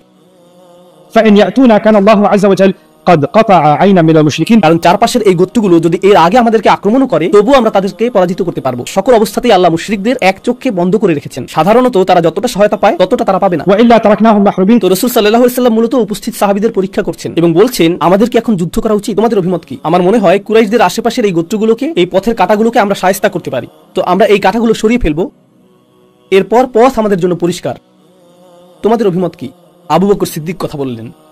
তিনি আসলে বুঝতে পারছিলেন যে রাসূল সাল্লাল্লাহু আলাইহি ওয়াসাল্লাম উপস্থিত মানুষগুলোর মনোভাব পরীক্ষা করছেন। আর এই সাহাবীদের কেন পরীক্ষা করা হলো? কারণ তারা যুদ্ধের উদ্দেশ্যে 3 বার কুরাইশদের মুখোমুখি হয়েছেন। তো তাৎক্ষণিক জবাব ছিল, হ্যাঁ, অবশ্যই যুদ্ধ, কারণ এই শত্রুর বিরুদ্ধেই আমরা 3 বার যুদ্ধ করেছি। আবু বকর সিদ্দিক কথা বলে উঠলেন এবং বললেন, يا رسول الله خرجت عامدا لهذا البيت. ও আল্লাহ রাসূল সাল্লাল্লাহু আলাইহি সাল্লাম, আপনি এই ঘরের উদ্দেশ্যে বের হয়েছেন। কোন ঘরের কথা তিনি বলছেন? কাবা ঘর। لا تريد قتل أحد আপনি কাউকে হত্যা করতে চান না ولا حرب أحد. এবং আপনি কারোর সাথে যুদ্ধ করতে চান। তিনি বলছেন না যে আপনি এই কাজ করবেন না, বরং তিনি বলছেন, আমি জানি আপনি এরকম করতে চান না। আপনি শুধু একথা বলছেন এটা দেখার জন্য যে মানুষ কি চায়, কিন্তু আপনি তো এটা চান না। فتوجه له তাহলে আপনার মনোযোগ শুধুমাত্র কাবার প্রতি নিবদ্ধ করুন। فتوجه له فمن صدنا عنه قاتلناه. আর যে আমাদের পথ রোধ করবে তার সাথে আমরা যুদ্ধ করব। তো আমাদের আগ বাড়িয়ে আক্রমণ করার প্রয়োজন নেই। তারা যদি যুদ্ধ করে তখন আমরাও যুদ্ধ করব। উমদু আলা ইসমিল্লাহ। রাসূল সাল্লাল্লাহু আলাইহি ওয়াসাল্লাম বললেন, আল্লাহর নামে অগ্রসর হও, আল্লাহর নামে যাত্রা অব্যাহত রাখো। তো সর্বসম্মতিক্রমে এটাই এখন সিদ্ধান্ত যে আমরা আল্লাহর নামে অগ্রসর হচ্ছি। এই ইতিহাসটা কেন গুরুত্বপূর্ণ? এই ইতিহাসটা কেন গুরুত্বপূর্ণ? কারণ রাসূল সাল্লাল্লাহু আলাইহি ওয়াসাল্লামের পাওয়া ওহী অনুযায়ী প্রথমবার আমরা যখন আল্লাহর ঘরে যাওয়ার সিদ্ধান্ত নিয়েছিলাম, এই ঘরটি তাওয়াফ করা, সাই করা, মাথা মুন্ডন করা, পশু কুরবানি করা, এই সবগুলো আনুষ্ঠানিকতা যেগুলোকে আমরা এখন হজ বলে গণ্য করি, প্রথমবার এটা যখন পালিত হওয়ার উপক্রম হয়েছিল, সেটা ছিল জীবনপণ ঝুঁকি সর্বস্ব একটা প্রচেষ্টা। তাদের সকলেই জীবনের ঝুঁকিতে ছিলেন শুধুমাত্র এই নিয়ত করার জন্য। আর মুনাফিকরা এই সিদ্ধান্তে অত্যন্ত আনন্দিত হয়েছিল। কুরাইশরাও এই সিদ্ধান্তের পর তাদের তরবারিতে ধার দিচ্ছিল। وسلك رسول الله صلى الله عليه وسلم طريقا وعرة عبر ثنية المرار وهي مهبط الحديبية. আর তিনি বললেন, আমাদেরকে বিকল্প একটি পথ গ্রহণ করতে হবে। কারণ তারা আমাদেরকে বাধাগ্রস্ত করবে, তখন যুদ্ধ অপরিহার্য হয়ে পড়বে। প্রসঙ্গক্রমে শত্রু সেনাবাহিনীর নেতৃত্বে কে ছিলেন? মুসলিমদের গুপ্তচর সংবাদ দিয়েছিল যে তিনি ছিলেন খালিদ ইবনে ওয়ালিদ, যিনি আমাদেরকে ব্যাপক ক্ষতিগ্রস্ত করেছেন। কখন? উহুদের যুদ্ধে। একমাত্র কে খন্দক পাড়ি দিতে সক্ষম হয়েছিলেন? আপনারা জানেন সেই পরীক্ষা কুরাইশরা পাড়ি দিতে পারেনি। একমাত্র যার নেতৃত্বে কিছু সংখ্যক লোক পরীক্ষাটি পাড়ি দিয়ে মুসলিমদেরকে আক্রমণ করেছিল, তিনি ছিলেন খালিদ বিন ওয়ালিদ। তো তিনি তাদের সবচেয়ে সফল সেনাপতি। হয়তো তিনি অথবা তার এক গুপ্তচর মুসলিমদেরকে আসফানে দেখেছিলেন, আর তারা দেখেছিলেন যে মুসলিমগণ তাদের সাথে হালকা অস্ত্র, তাদের তরবারিগুলো পাশে রেখে জোহরের নামাজ আদায় করছেন। চমৎকার একটা বুদ্ধি পাওয়া গেল। যখন তারা নামাজ পড়ে সেটাই তাদের সকলকে হত্যা করার একটা উত্তম সময়। কতবার তারা নামাজ পড়ে? মনে হয় তাদের পরবর্তী নামাজ হলো আসর। আসর নামক তাদের আরেকটা নামাজ রয়েছে। এটা ছিল জোহরের সময়। আমি জোহরের সুযোগটা হাতছাড়া করেছি, কিন্তু আসরের সময় তাদের সকলকে হত্যা করব। তো তিনি প্রস্তুত হচ্ছেন। আর আল্লাহ রাসূল সাল্লাল্লাহু আলাইহি ওয়াসাল্লামের কাছে সালাতুল খৌফ নামক নামাজের একটি পদ্ধতি নাজিল করলেন, যার অর্থ ভীতিকর সময়ের নামাজ। জোহর এবং আসরের মাঝের সময়ে সালাতুল খৌফের ওহী নাজিল হলো। এই নামাজের নিয়মটা কি? তাদের মধ্যে কিছু সৈন্য রাসূল সাল্লাল্লাহু আলাইহি ওয়াসাল্লামের পেছনে নামাজ পড়বেন, যখন অন্যরা পাহারা দিবেন। অর্ধেক নামাজে তারা নামাজ শেষ করবেন, আর বাকিরা এসে বাকি অর্ধেক নামাজ শেষ করবেন। এটা এই সময় নাজিল হলো। তিনি আসরের সময় এসে বললেন, এটা তো দেখতে আগের নামাজটার মতো না, কি ঘটনা? তারা এখন প্রস্তুত। তিনি ভাবলেন, আমার কৌশল পরিবর্তন করতে হবে, আমাদেরকে নিজেদের কৌশল নিয়ে পুনরায় চিন্তা করতে হবে। তো তিনি নতুন কৌশল প্রণয়ন করতে মক্কায় ফিরে গেলেন। তিনি সেখানে ফিরে আসার আগেই নবীজি সে স্থান ত্যাগ করেছিলেন। তিনি হুদাইবিয়া নামক স্থানের অভিমুখে যাত্রা করলেন। কিন্তু হুদাইবিয়াতে পৌঁছার জন্য আপনাকে তীক্ষ্ণ প্রস্তরময় পথ অতিক্রম করতে হবে।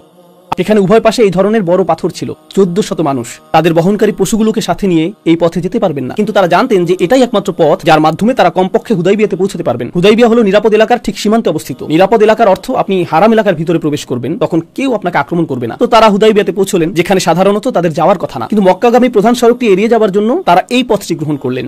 এই পথে তারা রক্তাক্ত হয়েছেন। আর এই পথ সম্পর্কে রাসূল সাল্লাল্লাহু আলাইহি ওয়াসাল্লাম বলেছিলেন, من يصعد ثنية المرار فإنه يحط ما حط عن بني إسرائيل.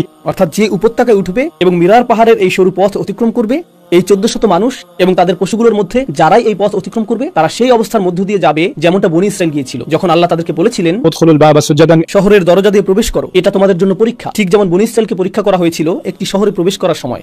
আর এই অভিযানে অংশ নেওয়া প্রত্যেকের জন্য তিনি জান্নাতের প্রতিশ্রুতিও দিয়েছিলেন, একজন ব্যক্তি ছাড়া। তারা বললেন, কোন একজন ব্যক্তি? তিনি বললেন, লাল উটের অধিকারী একজন ব্যক্তি। তারা বললেন, লাল উটের অধিকারী কে এই ব্যক্তি? তখন দেখা গেল যে কাফেলার একেবারে শেষ প্রান্তে এক ব্যক্তি বলছে, তোমরা কি আমার লাল উটটি দেখেছ? তো অপরজন বললেন, সম্ভবত আমি তোমার ব্যাপারে শুনেছি। আমি নিশ্চিত যে রাসূল সাল্লাল্লাহু আলাইহি ওয়াসাল্লামের কাছে গিয়ে তোমার উচিত তোমার জন্য দোয়া করতে বলা। আর সে বলল, তোমার সঙ্গীর দোয়াতে আমার কোনো আগ্রহ নেই, আমি শুধুই আমার উট নিয়ে চিন্তিত। আর এটাই প্রদর্শন করছে যে সে আন্তরিকতা সহকারে সেখানে যায়নি, সেই ছিল সেখানকার একমাত্র মুনাফিক। আর রাসূল সাল্লাল্লাহু আলাইহি ওয়াসাল্লামকে তার ব্যাপারে ওহী প্রদান করা হয়েছিল। এটা এই ইঙ্গিত প্রদান করে যে এই অভিযানের বাকি সকলেই ছিলেন প্রকৃত ঈমানদার, যেটা সূরা ফাতহেও নিশ্চিত করা হয়েছে। এই সূরাটি নাজিল হয়েছিল সম্পূর্ণ এই অভিযানটির শেষে। তো এখন তারা যাচ্ছেন, তারা ভ্রমণ করছেন। খালিদ ইবনে ওয়ালিদ আরো সৈন্যসহ আসফানে ফেরত আসলেন, কিন্তু সেখানে কেউ নেই। তারা প্রস্থান করেছেন। তারা অপরিচিত রাস্তা ধরে কোন দিকে গিয়েছেন? হুদাইবিয়া। তো এখন তিনি ছুটে যাবেন যাতে সেখানে পৌঁছার পূর্বেই তাদেরকে প্রতিহত করা যায়, কিন্তু তারা ইতিমধ্যে হুদাইবিয়াতে পৌঁছে গিয়েছেন। হুদাইবিয়া ছিল একটি কূপ, পাশে ছিল উটের কুজের মতো পাহাড়, আর কূপটি ছিল শুষ্ক। তো যখন তারা সেখানে পৌঁছলেন রাসূল সাল্লাল্লাহু আলাইহি ওয়াসাল্লামের উটটি থেমে গেল। আমি আপনাদেরকে সেটা পড়ে শোনাচ্ছি। وسار النبي صلى الله عليه وسلم حتى إذا كان بالثنية التي يهبط بها عليهم منها بركت به راحلته। অর্থাৎ নবীজির উটটি অনড়ভাবে থেমে গেল হুদাইবিয়াতে এসে। তাদের পরিকল্পনা হুদাইবিয়া ছিল না, তাদের পরিকল্পনা ছিল মক্কা। পথটি হুদাইবিয়ার মধ্য দিয়ে অগ্রসর হবে, কিন্তু তার উটটি চলা বন্ধ করে দিল। فقال الناس حل حل فألحت। তো মানুষ উটটিকে বলতে থাকলো, হাল হাল, কারণ আরবি ভাষায় আপনি পশুদের সাথে কথা বলেন। পশুদের সাথে কথা বলার জন্য আরবিতে শব্দ রয়েছে। কিছু মানুষ বিভিন্নভাবে পশুদের সাথে কথা বলে। আরবি ভাষায় আসলে এর জন্য নির্দিষ্ট শব্দ তালিকাও রয়েছে। عاقي عاقي। এই শব্দ দ্বারা আপনি কাকের সাথে কথা বলেন। আপনি যদি এটা সজোরে উচ্চারণ করেন তাহলে এর কারণ বুঝবেন। আকি আকি, তাই না? حيا حلا বলা হয় উটকে ওঠানোর জন্য। حل حل উঠো ওঠো। তাদের এই ধরনের বিভিন্ন শব্দ রয়েছে কিভাবে পশুদের সাথে কথা বলতে হয়। আমি আসলে এই বিষয়টি কয়েকটি ভিডিও দেখেছি, কারণ কুরআন এমন শব্দের কথা উল্লেখ করেছে। ينعق بما لا يسمع إلا دعاء ونداء। তাই এই বিষয়ে কিছুটা জেনে নিলাম। ভিন্ন ভিন্ন পশু ভিন্ন ভিন্ন শব্দে সাড়া দেয়। একজন রাখাল অথবা এই জাতীয় কোনো শব্দ করতে পারে, আর তখন সবগুলো ভেড়া চলে আসে, কিন্তু অন্য কেউ চেষ্টা করলে তারা আর আসে না। Try again. তো তারা বলল হাল, কিন্তু উটটি সামনে যাচ্ছে না। অনুগত প্রাণী, গৃহপালিত পোষমানা প্রাণী যেমন ঘোড়া অথবা উট, যা সাধারণত প্রভুর আনুগত্য করে থাকে, কখনো কখনো এটা একরোখা হয়ে যায়। আর যখন এটা একরোখা হয়ে যায় তখন এটাকে গাড়ির ট্রান্সমিশন ফেলিয়ারের মতো মনে হয়। এটা অস্বাভাবিক আচরণ শুরু করে, কথা শুনে না, আমার আদেশ অনুযায়ী এটা সাড়া দিচ্ছে না। আমি এক্সেলেটরে চাপ দিচ্ছি কিন্তু এটা সামনে ঘুরছে না, কিছু একটা সমস্যা হয়েছে। এটাকে বারবিকিউ করার সময় এসে পড়েছে। So فقالوا خلعت القصواء. কসওয়া হলো রাসূল সাল্লাল্লাহু আলাইহি ওয়াসাল্লামের উটের নাম। রাসূল সাল্লাল্লাহু আলাইহি ওয়াসাল্লামের উটের নাম, আর তিনি আসলে এই উটটিকে খুবই পছন্দ করতেন। কসওয়ার সাথে খুবই বন্ধুত্বপূর্ণ সম্পর্ক তার। তো সাহাবীগণ বললেন, কসওয়া একরোখা হয়ে গেছে, কসওয়া অস্বাভাবিক আচরণ করছে। خلعت القصواء خلعت القصواء. فقال النبي صلى الله عليه وسلم ما خلعت القصواء. রাসূল সাল্লাল্লাহু আলাইহি ওয়াসাল্লাম বললেন, না না না না না, কসওয়ার কোনো সমস্যা হয়নি, وما ذاك لها بخلق. আর সে এরকম আচরণও করে না, এটা তার চারিত্রিক বৈশিষ্ট্যও না। তো রাসূল সাল্লাল্লাহু আলাইহি ওয়াসাল্লাম একটি পশুর চারিত্রিক বৈশিষ্ট্যও জানতেন, এরকম নিবিড়ভাবে তিনি পশুটিকে চিনতেন। ولكن حبسها حابس فيه. বুখারী শরীফের এই হাদিসটি আসলেই চমৎকার। বরং যেই সত্তা হাতিগুলো থামিয়েছিলেন তিনি তাকেও থামিয়েছেন। কোন হাতি এগুলো? কোন হাতি এগুলো? আব্রাহা বাহিনীর হাতি। আব্রাহা চেয়েছিল সেই হাতিগুলো যাতে এগিয়ে যায় এবং কাবা ঘরকে পিষে ফেলে, কিন্তু হাতিগুলো সামনে চলা বন্ধ করে দেয়। আর নবীজি বলছেন, যেই সত্তা সেই হাতিগুলোকে থামিয়েছিলেন তিনিই কসওয়াকেও থামিয়েছেন। এর দ্বারা রাসূল সাল্লাল্লাহু আলাইহি ওয়াসাল্লামকে আল্লাহ কি বুঝাচ্ছেন? আপনি যদি এখন মক্কায় যান তাহলে যুদ্ধ সংঘটিত হবে। তো ঠিক যেভাবে আল্লাহ হাতিগুলোকে থামিয়ে হারাম শরীফে ঘটতে যাওয়া সহিংসতা রোধ করেছিলেন, এখনো তিনি কসওয়াকে থামিয়ে দিয়ে সহিংসতা রোধ করছেন। আমরা সামনে এগিয়ে যাব না, আমরা এখানেই তাবু খাটাবো, এটাই ছিল নির্দেশনা। বিষয়টা এতই অসাধারণ যে আল্লাহ কাবা ঘরের পবিত্রতা রক্ষা করলেন সেই হাতি দ্বারা, একই উপায়ে তিনি কাবা ঘরের পবিত্রতা রক্ষা করলেন কসওয়ার দ্বারা, সেই মুহূর্তে তাকে থামিয়ে দেওয়ার মাধ্যমে। ঠিক আছে, তো এখন كنا مع النبي صلى الله عليه وسلم 1400. আমরা রাসূল সাল্লাল্লাহু আলাইহি ওয়াসাল্লামের সাথে ছিলাম 1400 মানুষ। আল হুদাইবিয়া বীরুন, আর হুদাইবিয়াতে একটি মাত্র কূপ ছিল। فنزحناها فلم نترك فيها قطرة. আমরা এটা থেকে কিছুটা পানি পান করি, ফলে শীঘ্রই এক ফোঁটা পানিও বাকি থাকলো না, এক ফোঁটা পানিও বাকি থাকলো না। فبلغ ذلك النبي صلى الله عليه وسلم. তো এই সংবাদ নবী সাল্লাল্লাহু আলাইহি ওয়াসাল্লামের কাছে পৌঁছলো। فجلس على شفيره. তো রাসূল সাল্লাল্লাহু আলাইহি ওয়াসাল্লাম কূপটির মুখে বসলেন। دعا بإناء من ماء فتوضأ. তিনি একটি ছোট পাত্রে পানি চাইলেন এবং সেই পানি দিয়ে তিনি ওযু করলেন। ثم مضمض ودعا ثم صبه فيها. তারপর রাসূল সাল্লাল্লাহু আলাইহি ওয়াসাল্লাম কুলি করলেন এবং তা কূপে নিক্ষেপ করলেন। فتركناها غير بعيد. তো আমরা এটা থেকে সরে গেলাম এবং খুব একটা দেরি হয়নি। ثم إنها أصدرتنا ما شئنا نحن وركابنا. আর তারপর কূপটি পানিতে উচ্ছ্বসিত হওয়া শুরু করলো, আর আমরা সকলে পান করলাম এবং আমাদের সকলের পশুগুলোও পান করলো। 1400 মানুষ এই পানি পান করলো, আর উট, ঘোড়া যা এই 1400 মানুষের সাথে এসেছিল তারাও পান করলো, কিন্তু পানি আসা বন্ধ হলো না।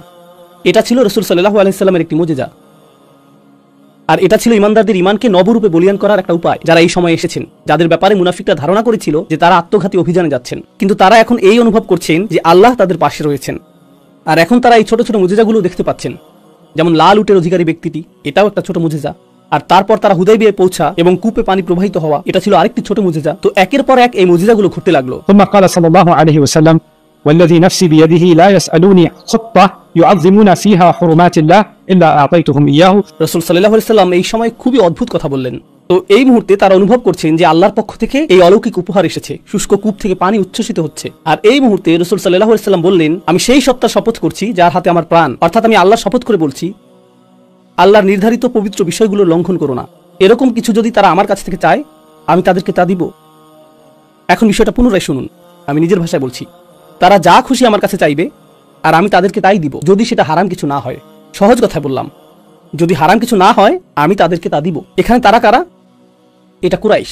কিন্তু এই মুহূর্তে কেউ জানতো না যে একটা আপোষ মীমাংসা হবে, কেউ জানতো না যে তারা কোনো কিছু চাইবে।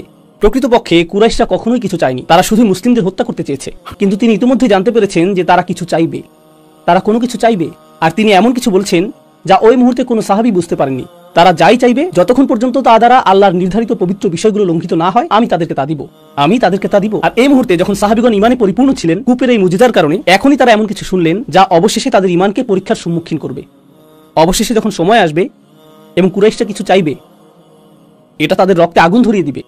আর এই কথাটি উপকারে আসবে সেই উত্তাপকে প্রশমিত করার জন্য, যাতে বিষয়টা সহ্য করা সহজ হয়। ঠিক আছে, সামনে অগ্রসর হওয়ার আগে আপনারা কেমন বোধ করছেন?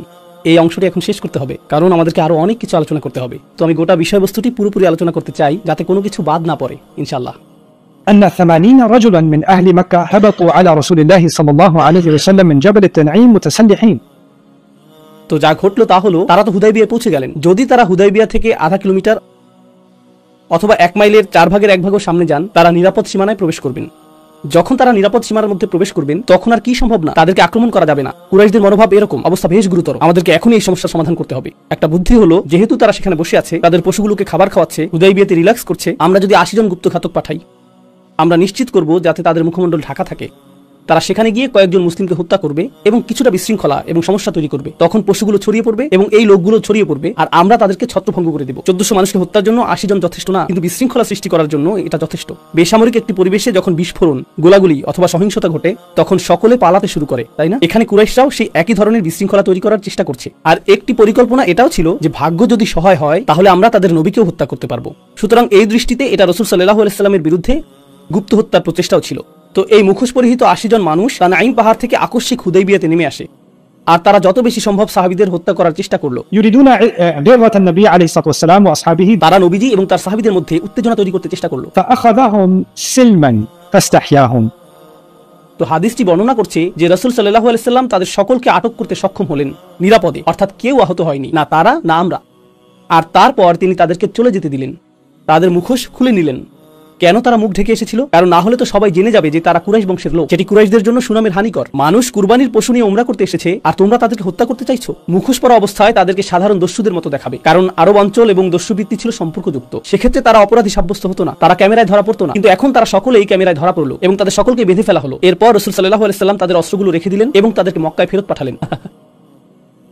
কুরাইশদের সম্মান আগেই প্রশ্নবিদ্ধ হয়েছিল, কিন্তু এখন প্রকৃতপক্ষেই তাদের সুনামের হানি ঘটলো। তাদের জন্য এটা খুবই খারাপ অবস্থা তৈরি করলো। কুরআনে আল্লাহ এই ঘটনার প্রতি ইঙ্গিত দিয়েছেন, والذي كف أيديهم عنكم وأيديكم عنهم ببطن مكة। তিনি সেই সত্তা যিনি তাদের হাতকে তোমাদের কাছে এবং তোমাদের হাতকে তাদের কাছে পৌঁছতে দেননি, মক্কা নগরীর ঠিক মাঝখানে। Right? Okay. এখন মক্কা হলো মূল এলাকা এবং কুরাইশরাও মূল এলাকাতেই ছিল, কিন্তু অন্য আরো কিছু গোত্র ছিল যাদের অবস্থান ছিল মক্কার কাছাকাছি। ঠিক আছে, আমি একসময় নিউ ইয়র্কে বসবাস করতাম। নিউ ইয়র্কের পাশেই রয়েছে নিউ জার্সি, আর অন্য পাশে রয়েছে ক্যানেটিকেট, তাই না? নিউ ইয়র্কের সাথে সম্পর্কযুক্ত কিছু শহর রয়েছে, আমরা তাদেরকে মানব সভ্যতা হিসেবে বিবেচনা করি না। নিউ ইয়র্কের নিজের আভিজাত্যপূর্ণ, আত্মহংকারপূর্ণ, শ্রেষ্ঠত্বপূর্ণ একটি ভাবমূর্তি রয়েছে, সেখানে অন্য সকলে বহিরাগত। নিউ ইয়র্কে আপনি যখন বলেন আমি প্রত্যন্ত এলাকায় যাচ্ছি, এর অর্থ আপনি ক্যানেটিকেটে যাচ্ছেন, এর অর্থ আপনি ক্যানেটিকেট যাচ্ছেন। এখানে ধারণাটি হলো মক্কা হলো মূল শহর, কিন্তু বনু খুজা রয়েছে, অন্য আরো গোত্র রয়েছে, তারা আশেপাশের গোত্র। পাশেই রয়েছে তাইফ, এটি দ্বিতীয় বৃহত্তম শহর। এটা ঠিক নিউ ইয়র্কের মতো না, বরং এটা নিউ জার্সির মতো।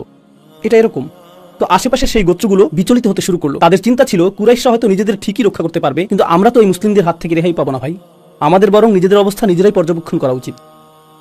আমাদের বরং এই লোকদের সাথে আপোষ মীমাংসা করার চেষ্টা করা উচিত। তারাও জানতে পেরেছিল যে মুসলিমরা হুদাইবিয়াতে পৌঁছেছে। তো বুদাইল ইবনে ওয়ারাকা সে ছিল বনু খুজাআর সদস্য, যেটি ছিল মক্কার কাছাকাছি একটি গোত্র। সে মক্কার অধিবাসী না, সে কুরাইশ বংশের না। সে এসে মুসলিমদের সাথে যুক্তিসঙ্গতভাবে কিছু কথা বলার চেষ্টা করলো। তো সে রাসূল সাল্লাল্লাহু আলাইহি ওয়াসাল্লামের সাথে সাক্ষাতের অনুমতি চাইলো, আর সে একটি বক্তব্য দিল। এই হলো তার বক্তব্য। إني تركت كعب بن لؤي وعامر بن لؤي অর্থাৎ আমি কাব এবং আমেরকে পেছনে ফেলে এসেছি, যারা হলো লুয়াইয়ের সন্তান। এর অর্থ কি? লুয়াইয়ের পুত্র কাব এবং আমের ছিল তাদের কিংবদন্তি যোদ্ধা। তারা ছিল তাদের কাছে হারকিউলিস অথবা এই জাতীয় কিছু। এরা তাদের মহান কিংবদন্তি যোদ্ধা।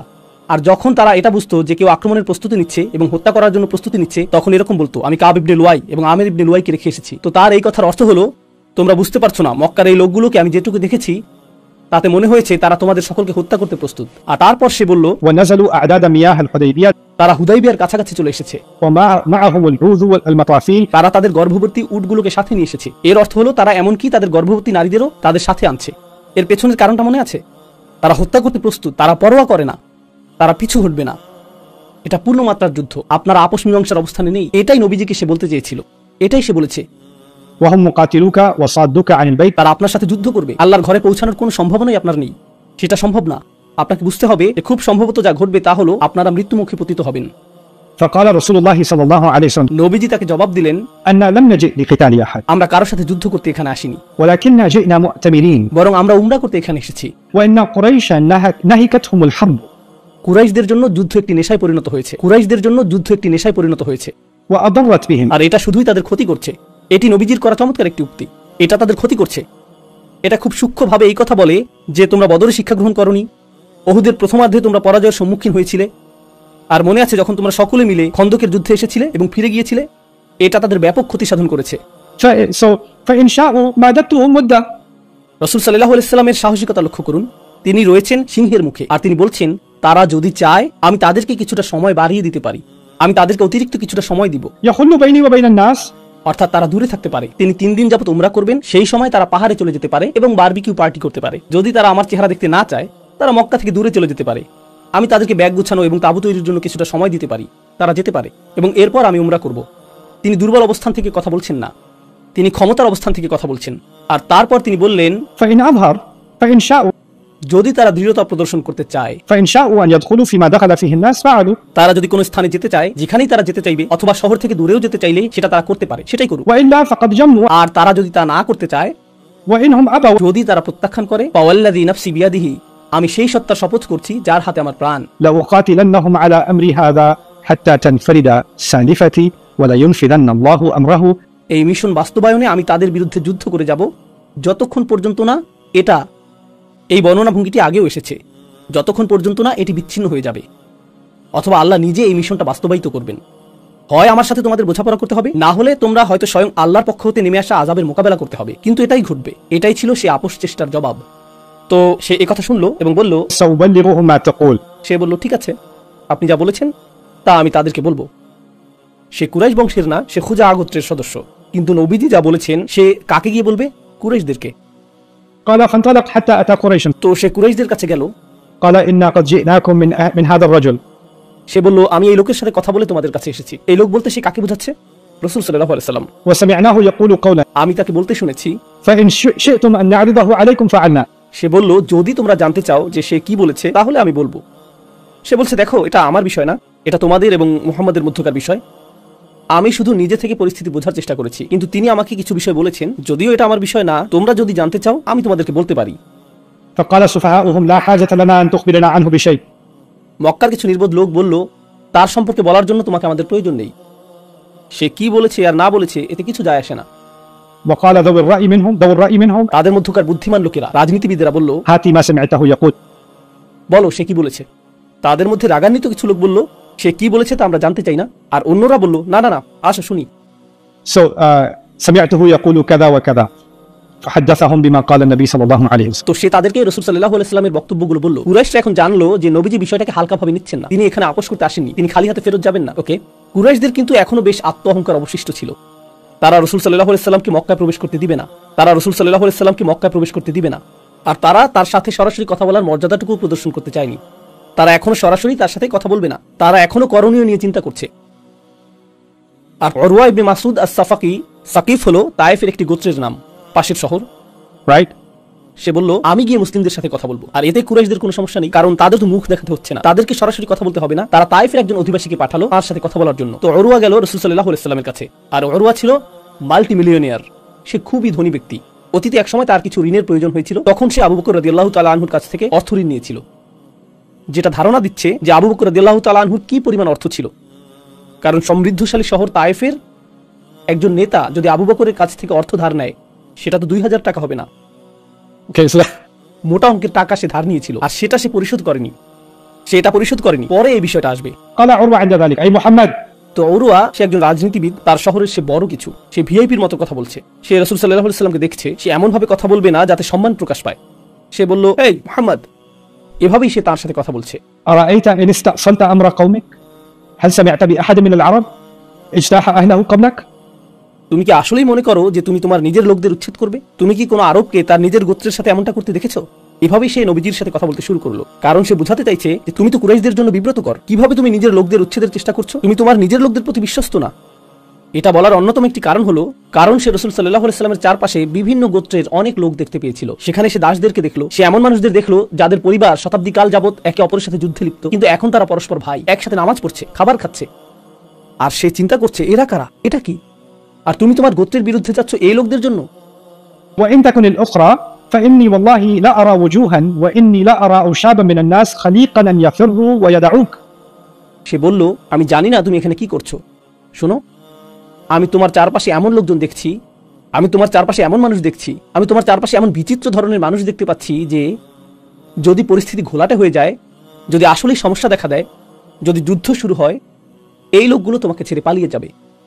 তারা একটি বাস স্টপের যাত্রীদের মতোই বৈচিত্র্যপূর্ণ, কারণ তার চিন্তা অনুযায়ী কি আপনার বিশ্বস্ত? আপনার গোত্র। কারা আপনার জন্য পতাকা ধারণ করবে? আপনার আত্মীয় স্বজন, আপনার বংশ, আপনার পরিবার। এটাই গোত্রীয় প্রথা, তাই না?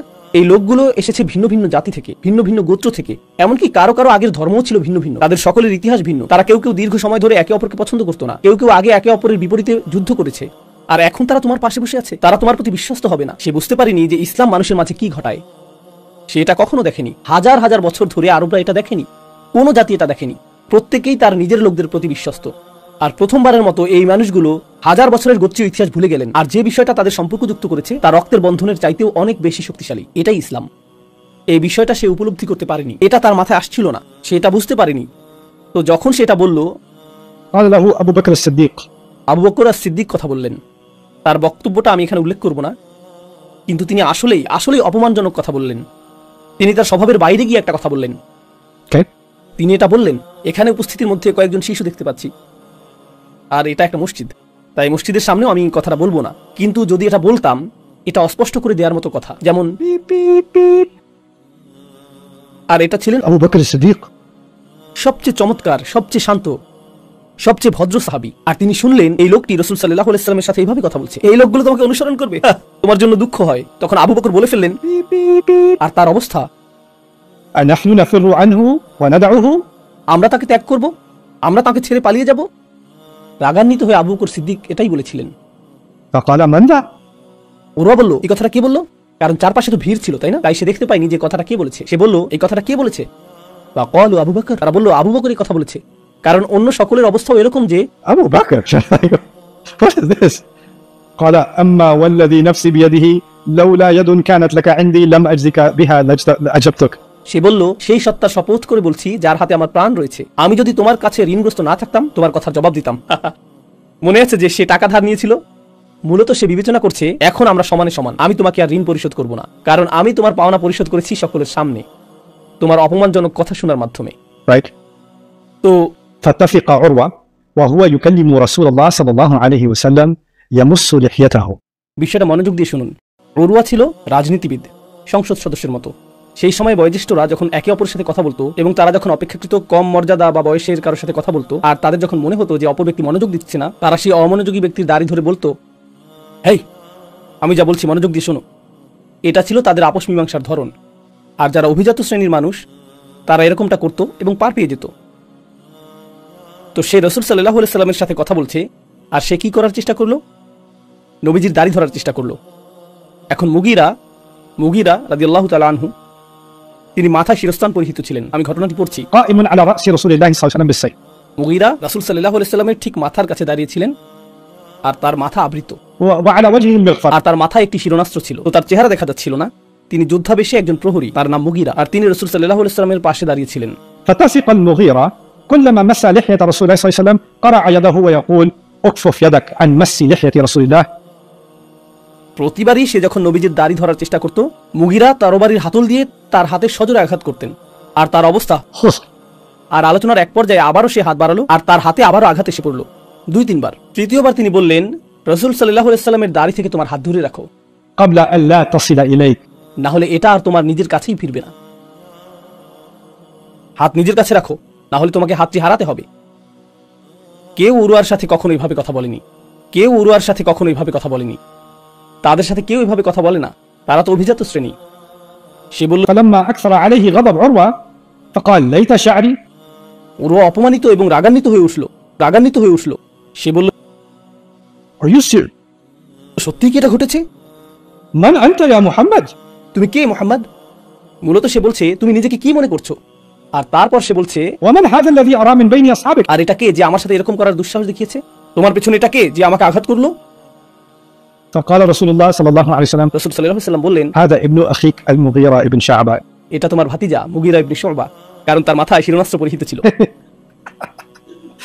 Hey uncle, what's up?